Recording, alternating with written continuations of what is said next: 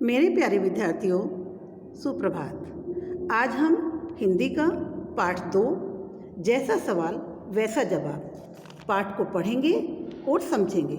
इस पाठ में लेखक ने पुराने समय के अकबर और बीरबल के बहुत ही रोचक किस्से यानी कि स्टोरी का वर्णन किया है। बच्चों, आपने इस तरह की कई कहानियाँ सुनी होंगी, जैसे तेनालीराम, शेख चिल्ली, नसरुद्दीन आदि। तो आज हम इस कहानी के माध्यम से यह समझने का प्रयास करेंगे कि जिस तरह का प्रश्न हो उसी तरह का हमें जवाब यानी कि उत्तर देना होता है। आइए कहानी को पढ़ते हैं। बादशाह अकबर अपने मंत्री बीरबल को बहुत पसंद करते थे। इस कारण कुछ दरबारी बीरबल से जलते थे यानी कि ज्वेलसी करते थे और वे बीरबल को मुसीबत में फंसाने के लिए नए नए तरीके ढूंढते रहते थे। ख्वाजा सरा जो अकबर के खास दरबारी थे। बच्चों, ख्वाजा सरा कौन थे? अकबर के खास दरबारी। अपनी बुद्धि और विद्या के आगे बीरबल को कुछ भी नहीं समझते थे, या यूँ कहिए कि बीरबल को मूर्ख समझते थे। एक दिन उन्होंने बीरबल को नीचा दिखाने के लिए ठान ली। ख्वाजा सरा के अनुरोध करने पर अकबर ने बीरबल को बुलाया और क्या कहा बच्चों कि ज्ञानी ख्वाजा साहब तुमसे 3 प्रश्न पूछना चाहते हैं। कौन पूछना चाहते थे?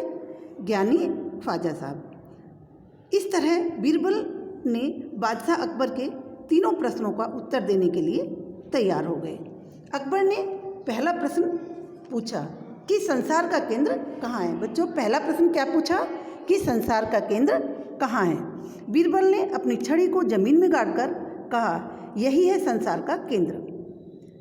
बीच में छड़ी को गाड़ा और बोला, यही है संसार का केंद्र। बच्चों, बीरबल का दूसरा सवाल क्या था? आकाश में कितने तारे हैं? इसके जवाब में बीरबल ने कहा, भेड़ के शरीर में जितने बाल हैं उतने ही आसमान में तारे हैं। और तीसरा प्रश्न क्या था कि संसार की आबादी या जनसंख्या कितनी है? संसार की पॉपुलेशन कितनी है? ये प्रश्न कौन सा प्रश्न था बच्चों? ये तीसरा प्रश्न। इस पर बीरबल ने जवाब दिया कि संसार की आबादी घटती बढ़ती रहती है, हर पल पल घटती बढ़ती रहती है। बच्चों, आपने भी देखा होगा, क्योंकि जन्म और मृत्यु ये सृष्टि का नियम है और ये चलता रहता है। इसीलिए सभी लोगों को इकट्ठा किया जाए तभी गिनकर ठीक ठाक संख्या बताई जा सकती है। क्या कहा अकबर ने कि सभी लोगों को इकट्ठा किया जाए तभी ठीक से काउंटिंग हो सकती है।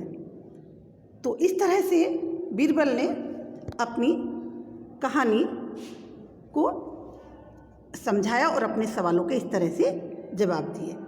तो इस कहानी से हमें यही शिक्षा मिलती है कि हमें जैसा प्रश्न हो उसका वैसा ही उत्तर देना चाहिए।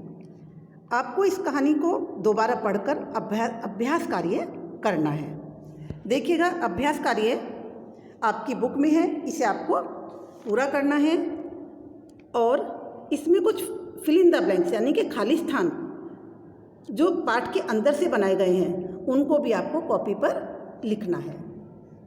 तो आई होप कि आपको यह कहानी अच्छी लगी होगी। धन्यवाद।